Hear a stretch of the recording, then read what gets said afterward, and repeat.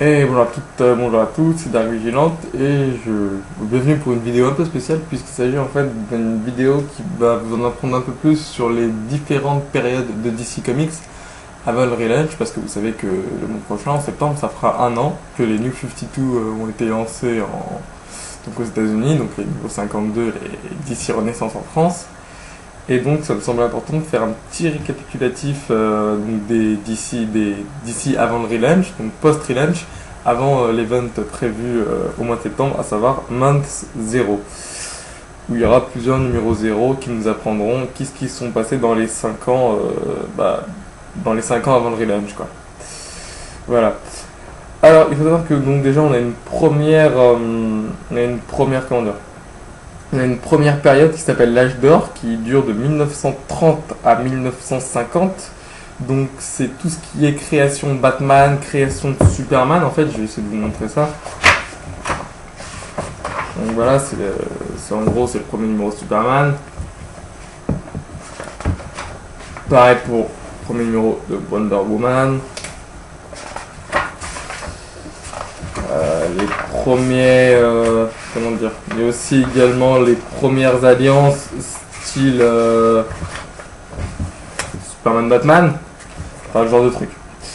Jusqu'à 1950, jusqu'à 1960 même, où là on a l'âge d'argent. Donc l'âge d'argent, ça va commencer déjà avec les terres parallèles et notamment Flash des deux mondes, donc Flash of Two Worlds, qui introduit pour la première fois la Terre 2 ainsi que la célèbre société de justice, donc la Justice Society of America, qui en fait était l'équivalent de la Ligue des Justiciers.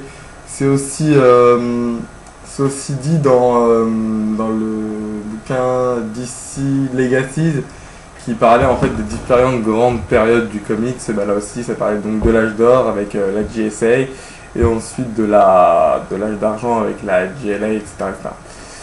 Donc là, la GLA, ça nous raconte, donc comme je dis, un peu les terres parallèles.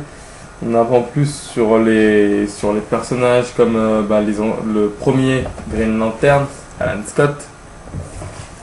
On a aussi la création, enfin les origines de la première Ligue de Justice, donc qui était composée donc de Superman, Batman, Wonder Woman, Flash, Aquaman, Green Lantern, je crois que je l'ai dit, et Martian Manhunter. Donc c'était vraiment l'équipe originale de la Justice League. Puis plus tard il y a eu l'Archevert, comme on peut le voir ici. Donc la première GLA. Ensuite, on a donc après on a l'âge moderne. Non, l'âge de bronze, mais j'ai plus les dates. Désolé. J'ai plus les dates de l'âge de bronze, mais je sais qu'il y a l'âge de bronze. C'est après, donc l'âge de bronze, c'est de 1970 à 1986. Donc c'est un peu tout ce qui est nouveau Superman, forteresse de solitude, etc., etc. On a aussi, c'est aussi tout ce qui est l'apparition de nouveaux personnages, de nouveaux méchants, comme l'arc de la fille du démon dans Batman qui introduit Ra's al Ghul.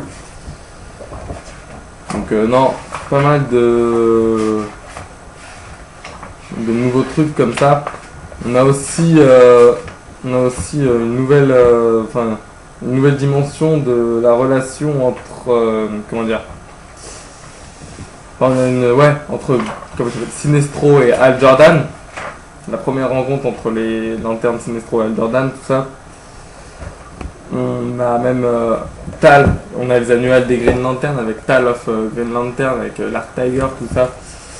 Donc, vraiment de très bons dessins. Et ensuite on a l'âge moderne de 1986 à 2011, donc vous voyez que c'est le dernier âge en date. Et là c'est un peu plus de dessins faits par ordinateur. On a aussi donc nouvelle dimension de la relation entre Superman et Wonder Woman. Vous voyez que le Justice League 12 n'est pas sorti de nulle part. C'est une petite référence, je pense, à Action Comics numéro 600, pardon. tout ça. On a également la création de la Ligue de Justice moderne par Grant Morrison. Grant Morrison et Mark Millar. Création moderne, enfin de la Justice League moderne, avec Wally West et Kyle Rayner en Green Lantern et Flash. Comme vous voyez, c'est avec des dessins un peu plus modernes, un peu plus réalistes. On a tout ça. On a aussi, comme je vous l'ai dit, on a Batman Black and White qui a décolle. Donc ça je vous l'avais déjà montré dans la vidéo Summer Special avec les origines du Joker par Paul Dini. Paul Dini qui est quelqu'un de très connu car c'était c'est le scénariste de tout ce qui est série animée Batman. Donc Batman, Ligue des Justiciers, Gotham Sirène, Gotham Girl, etc. C'est vraiment quelqu'un qui a passé... qui est aussi d'ailleurs je crois scénariste des Batman Arkham, donc Arkham City et Arkham Asylum. Et du comics qui fait le lien entre les deux jeux. Donc non, c'est vraiment une très bonne histoire, en plus avec un effet de noir et blanc qui la rend encore plus immersif. C'est vraiment bien pensé, enfin, c'est vraiment beau et bien pensé. On a aussi, comme je vous dis, la première relation entre Hal Jordan et Green Lantern, mais qui est remis au goût du jour. Donc c'est vraiment assez intéressant. On a également du George Perez sur... du George Perez sur du Wonder Woman. C'est vraiment pas mal. Donc ça c'était jusqu'à 2011. Et après, on a ce qui s'appelle DC Renaissance. Donc ça c'est vraiment la nouveauté. Donc ça c'est vraiment les nouveautés qui viennent de sortir. Donc autrement dit les New 52. Avec le célèbre premier épisode de la Ligue de Justice, de la Justice League. Donc on ne présente plus, c'est vraiment quelque chose de très connu. Donc c'était par Jim Lee et Geoff Jones. Donc ça a vraiment des pièces assez intéressantes.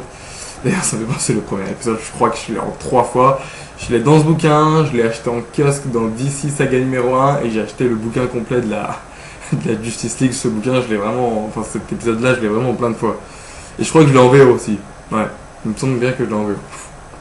Enfin bref, pour fermer la parenthèse. Donc ça c'est les nouveautés.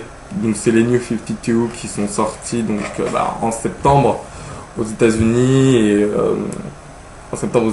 et qui sont sortis en mai en France. Donc ça c'est vraiment la grande nouveauté du moment chez DC et ça devient pas de plus en plus rare, mais ça devient rare de trouver des grands arcs d'avant le relaunch comme Batman Silence ou Superman Lex Luthor, Batman Killing Joke, tout ça, Green Lantern Renaissance. Tout ça devient un peu compliqué de les retrouver, même Superman Droit du sang. Tout ça devient un peu compliqué de les retrouver en librairie. Pour l'instant, ce que vous pouvez retrouver en librairie, c'est surtout les arcs qui sont sortis avant le relaunch, mais toujours sous Urban, c'est-à-dire Batman Sombre Reflet, tome 1 et 2, Wonder Woman, l'Odyssée, tome 1 et 2. On a aussi Batman La Nouvelle Aube, qui était sorti, qui est post-relaunch. On a, je crois, Superman Super Fiction aussi, qui sont sortis avant le relaunch, bref, tout ça. Et on a aussi Green Lantern Saga, hors série Saga, qui va sortir en septembre, qui prendra tous les épisodes de Birthday Day jusqu'à War of Green Lantern. Donc ça aussi c'est du post-relaunch. Et on aura un Batman Saga hors série qui lui aussi sera du hors relaunch. Enfin ouais, post-relaunch, tout ça. Donc le post-relaunch, c'est tout ce qui est sorti par Panini et Urban avant mai. Et ça comporte donc les grandes périodes de DC, à savoir l'âge d'or, qui est les premiers super-héros, donc Wonder Woman, Batman et Superman, donc la Trinité en d'autres termes. Après on a l'âge d'or, donc avec les terres parallèles, Flash of Two Worlds, la Terre 1, la Terre 2, GLA, GSA et tout ça. On a ensuite l'âge moderne, donc l'âge moderne c'est du moins l'âge de bronze, avec les nouveaux personnages, les nouveaux méchants comme Ra's al Ghul, etc. On a après l'âge moderne avec une ligue de justice un peu plus moderne, fait par Grant Morrison. On a du Batman Black and White, on a du Green Lantern, tout ça. Et après on a le fameux relaunch de DC. Donc voilà, donc j'espère que cette vidéo vous aura aidé à différencier les grandes périodes de DC Comics.